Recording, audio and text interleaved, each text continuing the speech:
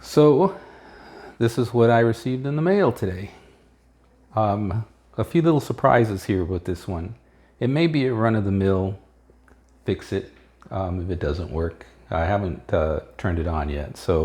But the fact that it was sold without showing the front screen already tells me there's probably something wrong with it. So let's get down to it and see what we've got. Okay, so we have a keyboard cable. And, well, that's interesting. You can't see this because of the camera. Don't want to lift this up, but I'll open this up. There's a fan. There's a fan in here. They put a fan in this recess. That's interesting. So we'll have to open that up and see what that does. I was expecting to see the power cord back there because the keyboard cable is pushed in the front, but there's actually a fan mounted in there. Let me see if you can see that.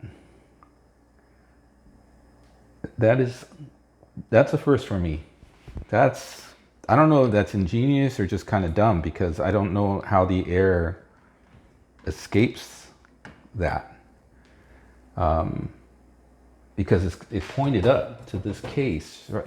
All right, we'll figure that one out. So we got the keyboard cable. Let's check and see if the keyboard works. But here's one of the little surprises. We are going to also be restoring this keyboard because, look, does that look familiar? Yeah. So this keyboard came with a few little, now the nice thing is they were nice enough to supply the pieces that broke, so that's going to make restoring it a heck of a lot easier. So there you go. These things are just notorious for the keyboard case just cracking open. Fortunately, the front bezel and everything seems to be okay. So, all right, let's turn this thing on and, well, first of all, let's just turn it on. Let's see if we get a screen before we go through the whole trouble of checking the keyboard and stuff like that. Wow, I can hear that fan. And actually, it is pushing air out this way. So I guess it does kind of work, and it's cold air, and it's pushing it out this way. So it's sucking the air out from inside and pushing it out. That's pretty ingenious. Don't know if I'm going to leave that fan there or not. I might just leave it in there. I mean, there's no reason for me to take it out, but unless I really want to restore this to its pure self. We're getting a blank screen. So what does that mean on a 64, SX-64? The norm has been PLA or kernel, right? So we'll start looking at the PLA or kernel. We'll open this up and take a look at what we got. All right, it'll be interesting to open it up and see if they've done anything else inside besides adding a fan. In the meantime, let's see about the keyboard. See if the keyboard is in working order. That's always a hit and miss type of scenario there. So let me get a working SX-64 on here and we can test the keyboard. So give me a second, stay tuned. Okay, so here we have a working SX-64, and we'll use this to test the keyboard. Got the keyboard all plugged in.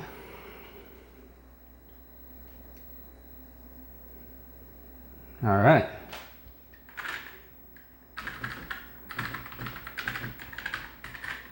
Nothing.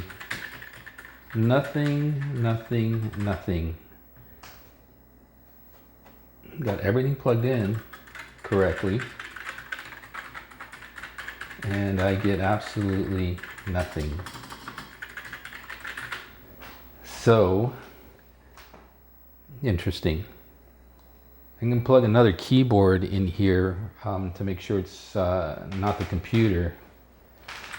But I'm going to have to take this apart anyways to take a look at the damage. So let me take this apart and see what I've got going on here. That kind of sucks. All right, stay tuned.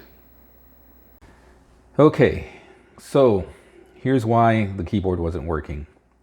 Now I still don't know if it's working or not, because but let me show you what I found, because I thought I was just going to take the keyboard apart, replace the membrane. You don't want to see that again. I already have a video, where I've done that. But in this case, I should have recorded, because what I found was astounding.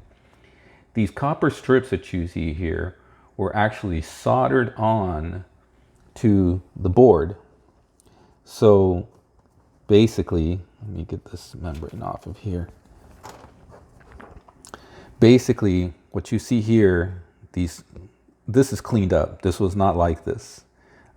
Basically, there was solder blobs on both sides along with those copper strips.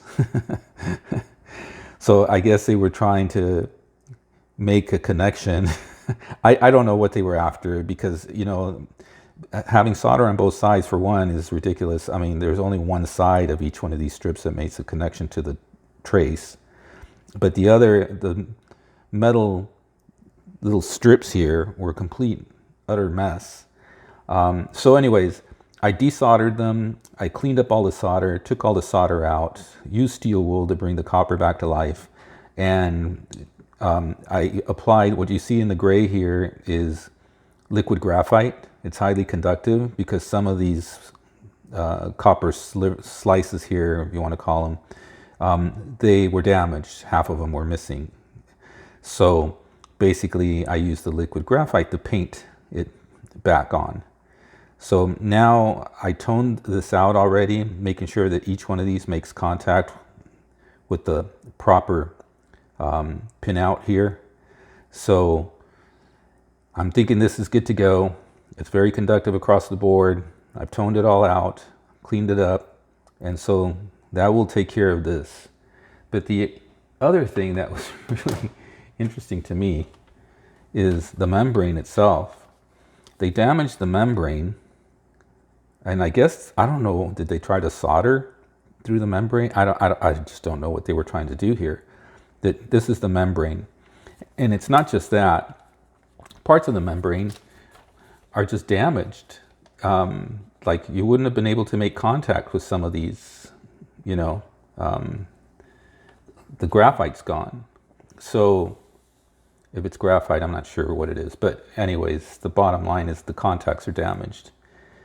The other thing is that,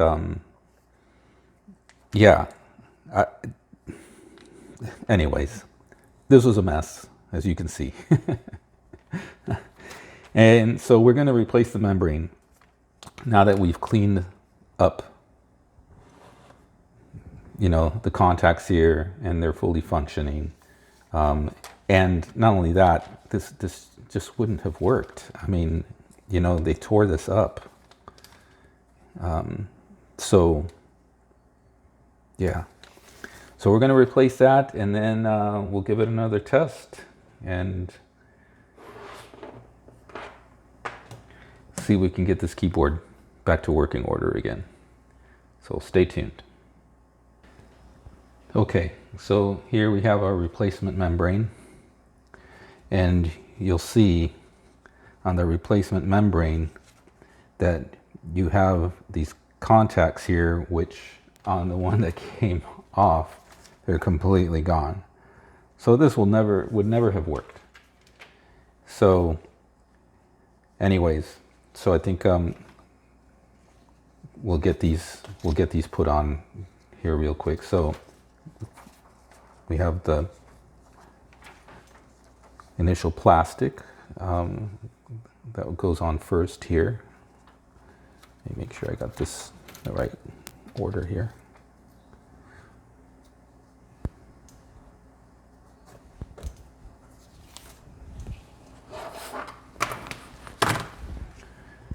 Okay, and then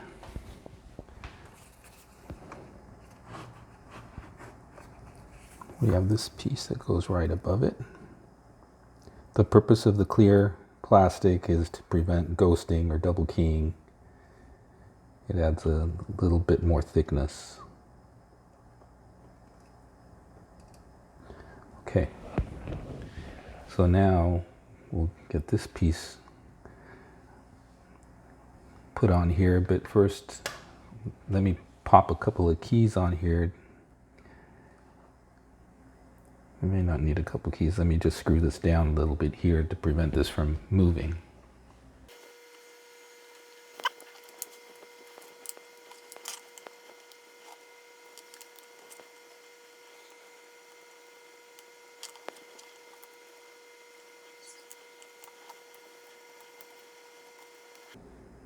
Okay, so now that we've got that on, we can just start popping some of the keys back on and give this another test real quick before we put this all together and see if that solved the issue. So stay tuned and let's get a couple of keys popped on here. Okay, so let's see if we revive this keyboard here. Let me plug this cable in here real quick into it. All right, so what I've done is basically I've popped a few keys in here. Let me see if I can move this back a little bit. Popped a few keys in here.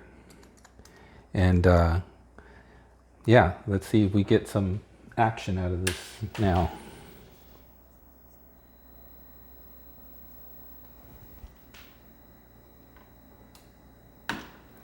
Okay, so there's the screen. So first of all, we should see the number 4, which there we go. Backspace, slash, cursor, return.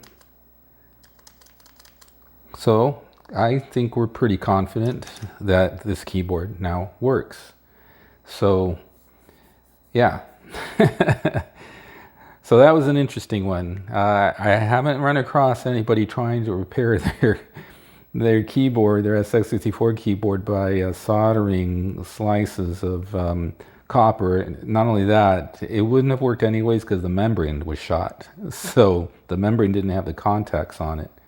So, you know, this thing, there's no way that that would have worked. All right, so now we've got a working keyboard. So we can put this together, get all the keys popped on, and let's get to one, fixing the computer that's giving us a blank screen, but the other is actually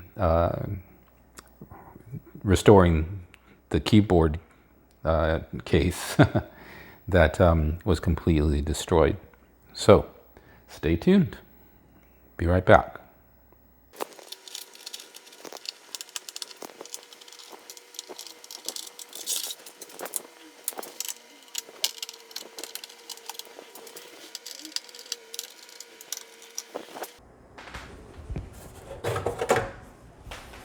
Okay, let's see what we've got here.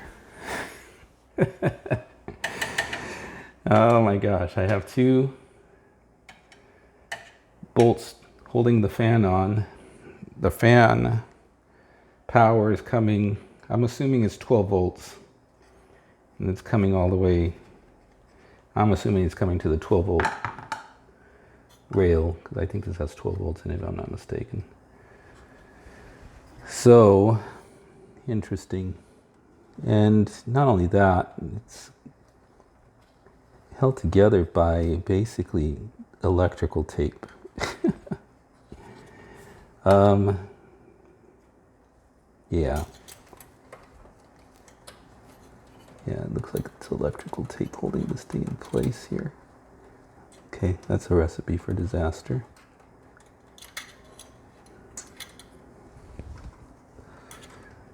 Okay, there's no shrink wrap there. They have these things here, but they're not shrink wrap. It's like they're protecting something. I don't know what though.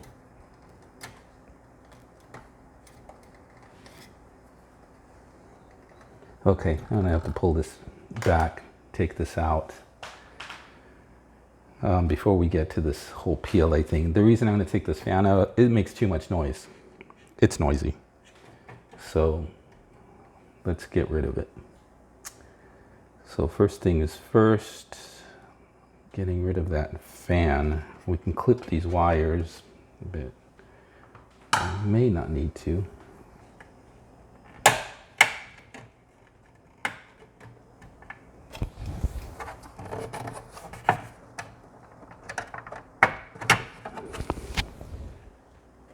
Okay.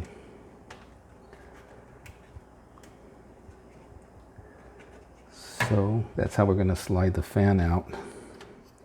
Now as far as it coming here, I'm going to just go ahead and clip these because I don't know why those are in there. I'm going to clip these right here. Actually, go ahead and take this bottom out.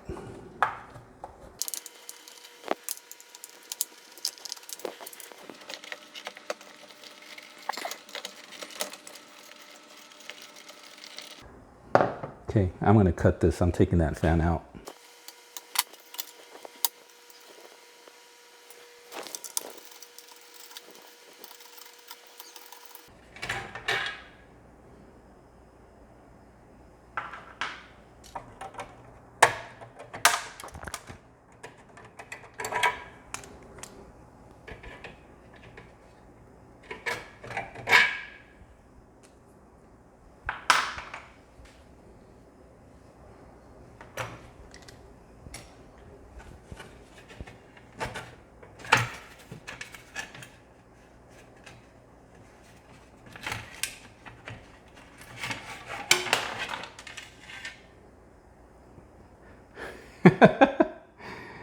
That's the fan that was in there.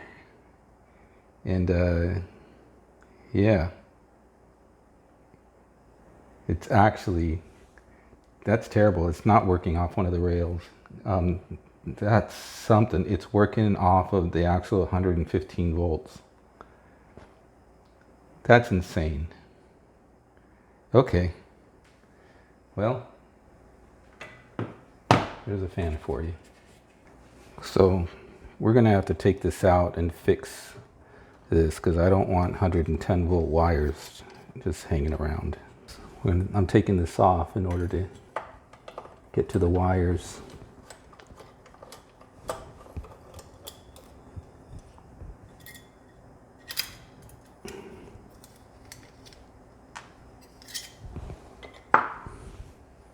Okay, so you can see what they did here. They wired that fan up to the power. And let's see how bad a job they did. Electrical tape. You can see how electrical tape is bad. It dries out. Eventually it'll dry out enough to just kind of fall off. Okay, well, it looks like they soldered. That's better than twisting it on.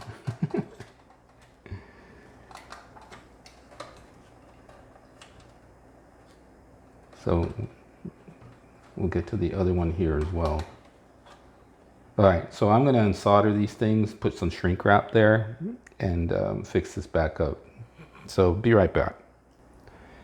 Okay, so got these wires put back to normal, shrink wrapped, soldered and shrink wrapped. So we got that back the way it was. As far as the casing is, or the this piece is concerned, unfortunately, you know, there's already been holes put in it, but you can't really notice them unless you open this up. You might notice the screw hole in the back, you know, and that might be actually good for a Jiffy DOS switch. If we go that route, rather than doing it through the keyboard or through the reset key like I've been doing, I suppose that we could just put a switch in there. So since the hole's already there. All right, so anyways, let's get down to dealing with the PLA or kernel issue or black screen issue. I've already narrowed it down to the PLA or the kernel just based on past experience. So let's go ahead and take the kernel or the PLA out first and test it and see what we've got. Okay.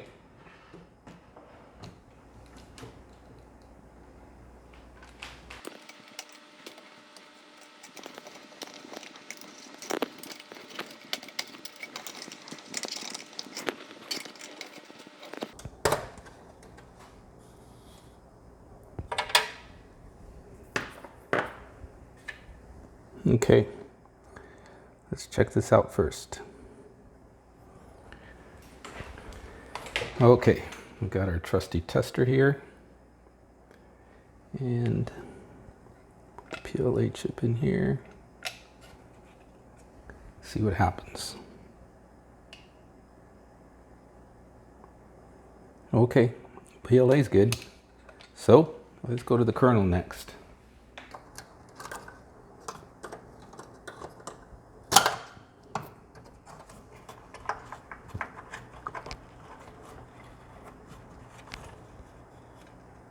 Okay.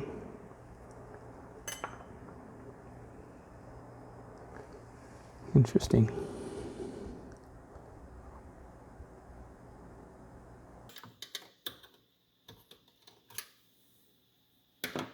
All right.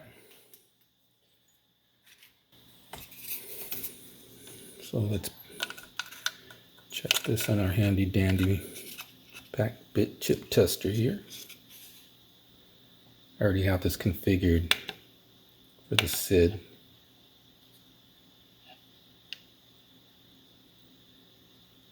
All right, so bad SID, which is no surprise because I didn't hear any kind of humming or any kind of noise coming out of the speaker. So let's go ahead and pop in a replacement SID for that.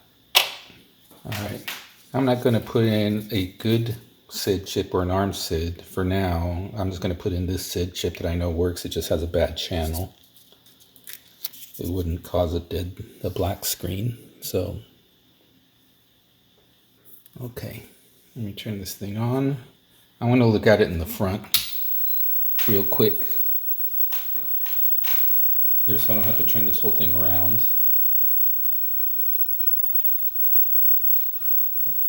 And that didn't solve anything. Shut this down.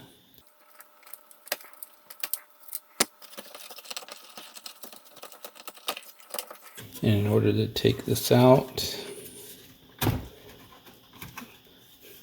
normally I would pop this out and move this and slide this back, but it looks like I have enough wiggle room, I think.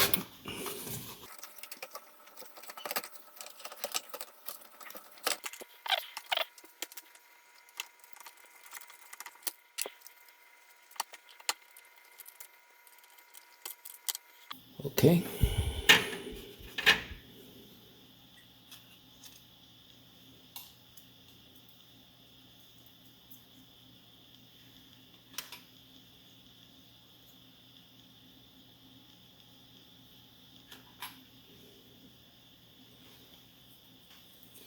Okay.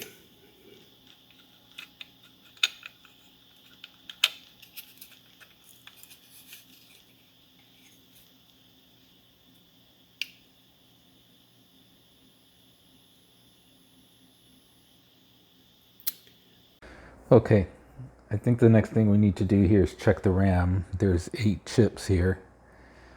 So we've got our tester and it's set for in circuit. Okay, so let's start with this first one.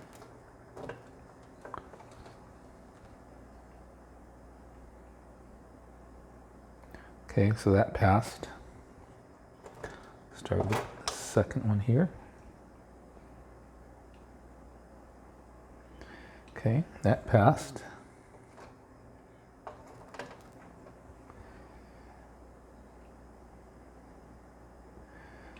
Okay, so far so good.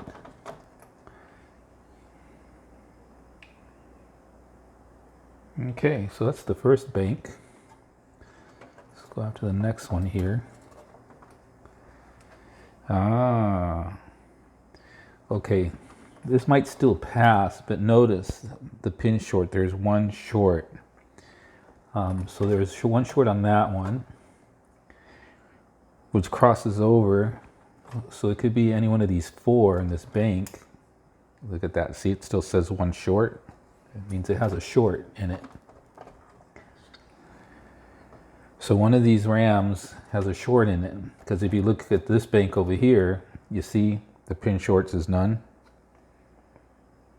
So that tells me that one of these RAMs here is bad. So we'll start with the first one and just go from there. All right, so let me desolder and socket and replace some RAM here, and we'll be right back.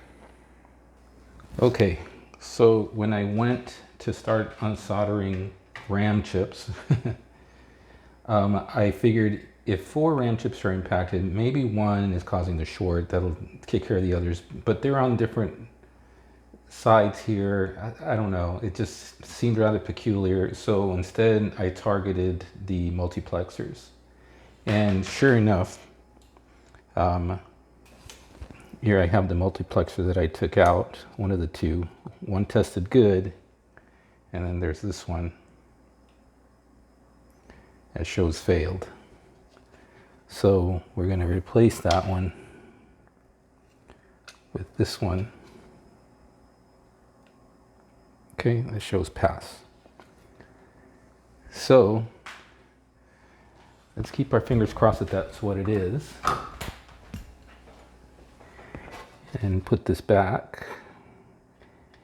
And I'm going to also put the original kernel ROM back in, because I don't really think that kernel ROM is bad. So we're going to take out the C64. Plus, that's the other thing. I want to have the original kernel ROM in there because there is a slight difference between the C64 kernel ROM and the SX-64 kernel ROM. Not just the screen color, but it also has to do with the tape device and all that other stuff. So let's put this kernel back in. All right, we have a bad sit in there right now. So let's go ahead and put a good sit in there, having high confidence that the issue here was the multiplexer. So let me get rid of this guy. Get this guy out of here.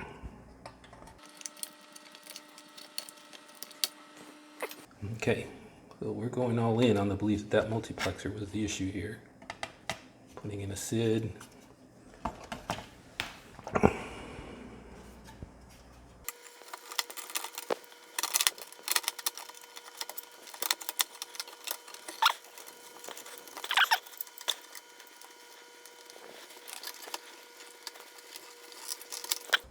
Got the power in, everything's plugged in. Okay, so let's turn this around.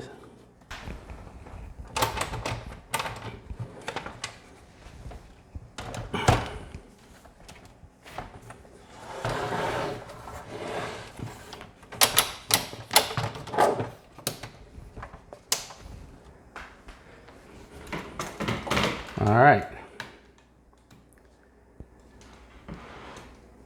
Let's keep our fingers crossed. Here we go.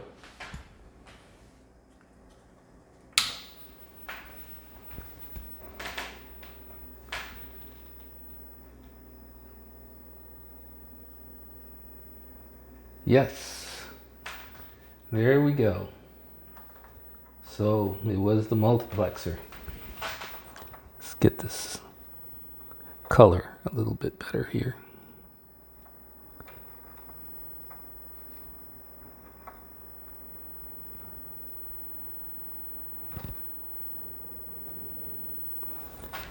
All right, so there you have it. What do we got to do now? There's a couple of things. So this is nice. We got to test the floppy. So give me a second here. Let me get a floppy disk. Okay. I need to plug a keyboard in. Duh. All right. Let's shut this off for a second here. Well, what better way to test this than with the keyboard that we just fixed? How about that? So I put the strategic keys back on here that we need to load the disk. Okay.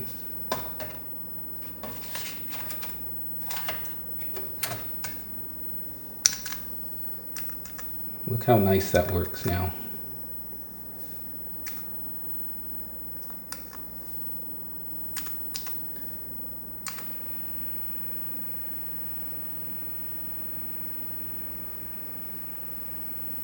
Okay, so all that this does right now is just spin. So we still have another issue with the disk drive, and it might be the ROM itself. All right, at least we got some use out of our new keyboard now. It works great. I mean, all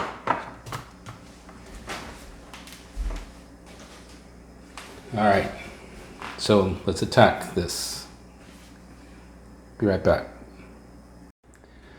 Okay, so because the drive didn't show a red light, it was just constantly spinning when we tried to do a directory on it.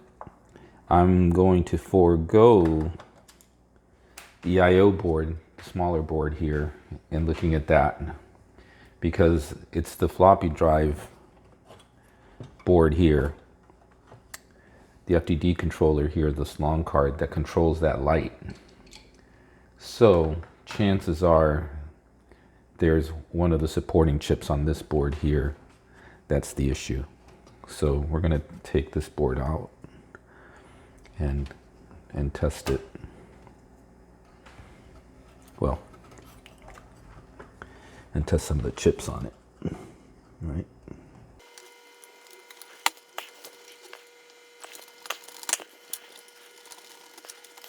Okay, so there's three plastic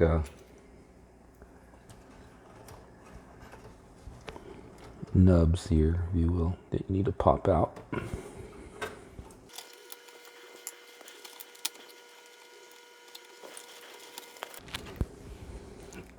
One.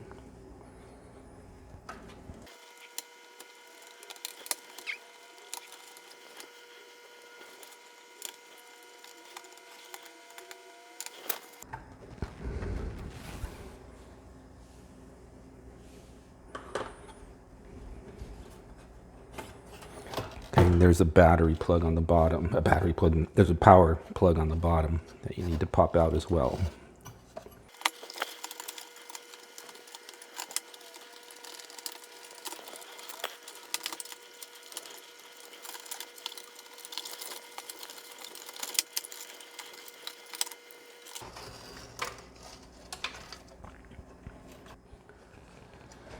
Okay, so here's the board, and usually for me, the two suspect chips are the 7406, which is UE3 here, and the one just below it, the 74LS14 UE2. These are two of my suspect chips when the red light is impacted. Okay, so found the culprit chip. It's actually UF3. Like I said before, my main suspects when the LED light doesn't work right is either the 7406 or the 7414 chips. But there's actually two of them. One is on UE2. So UE2 and UE3 are usually my prime, and then UF3 is my next. And sure enough, here's a 7414 chip that we pulled out of there. And we put it in the tester. Yeah, you see, failed. So this is our replacement that we're going to put in there. Okay.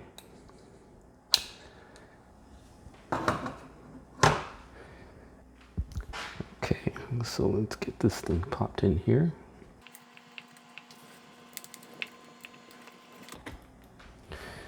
And let's give this a go.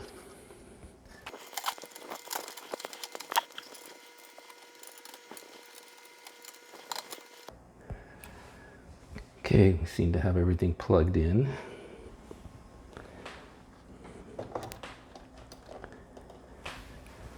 Okay, I'm just going to go by sound before I turn this thing around.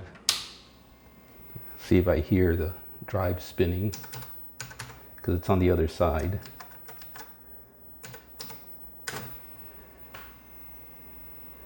And I do, but it's still a continuous spin.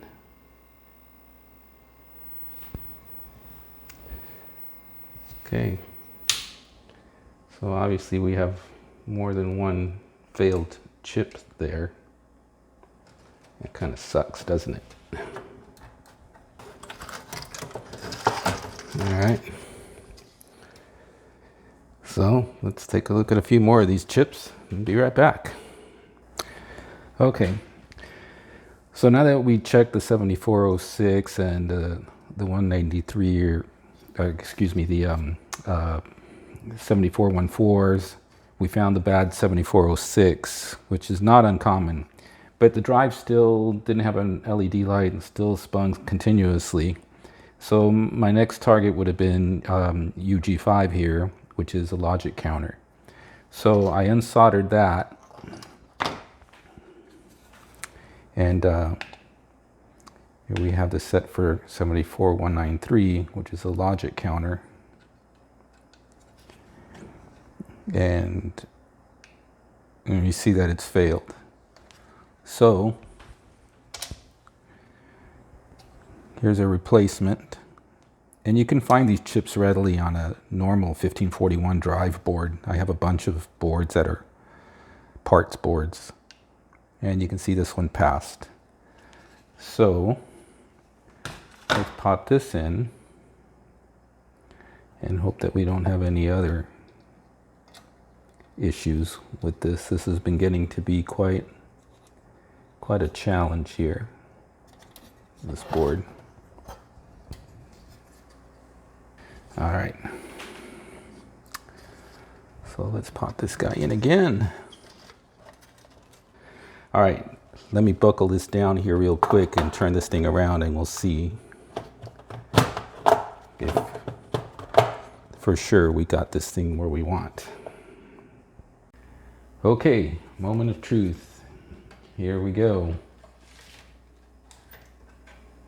Well, actually, I don't really need to put the disc in there just yet. But let's turn this thing on.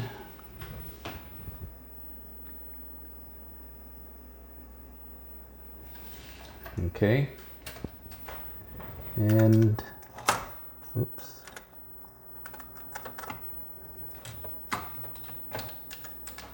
All right. Let's see what happens. Well, that looks promising. Oh, I don't have a T. I don't have a letter T on the keyboard here. All right. Well, let me see if I can find the letter T real quick. All right. Here's a letter T. All right. So hit enter. Ah. So there you go. All right. Well, I won't bore you with me putting this thing back together again, which is nothing more than about, 3 screws on each side and, 6 screws or so on the back. The bottom line is we got this thing working. The only thing that's left to do is to restore the keyboard case. I have the keyboard working, as you can see. So we went through quite the journey so far. So I'm going to cut this video here, and I'll leave the restoration of the keyboard case to another video. I already have a couple of those already out there, but in case you want to see the true ending to this, I'll post that other video as soon as I can get to that case. So, all right, there we go. We replaced a couple of chips on the FDD board. We, what else did we do to this thing? We took out that silly fan that was in there. I don't know if it was really silly. It actually might have worked pretty well. We repaired the keyboard, replaced the membrane, fixed the connectors on it. The membrane connectors. I don't know what you want to call those things. But anyways, you know what we went through. And it was quite a journey, but we got here. So another SX-64 working. The one more thing I want to point out with this though, before I do anything, is on the side here, there is one little thing. So you see this little tab is missing, the little plastic tab here. This is actually, the tab is actually melted. It has two little pins that get melted onto this thing to hold the tab in place. So I'm going to 3D print a tab, but it just so happens that I have one of these little latches here and the tab's already on it, and I can't rip off the tab because, like I said, it's melted onto this. I can't pull off the plastic piece, the cover, because it's melted onto this tab. So I'm going to end up just replacing this so I have an original tab. So that's the only thing I'm going to do to this. So in the end, that's it. We're good. We're done. This is repaired. Another SX-64 saved for, I would love to say for others to enjoy right now, but I don't sell these things. I just keep piling them up. I'm up to like around 20 of these things, believe it or not. So anyways, there you have it. Hope you got something out of it. Hope you learned by any mistakes I made along the way. And like I always say, enjoy life, live for the day, be happy. Peace out.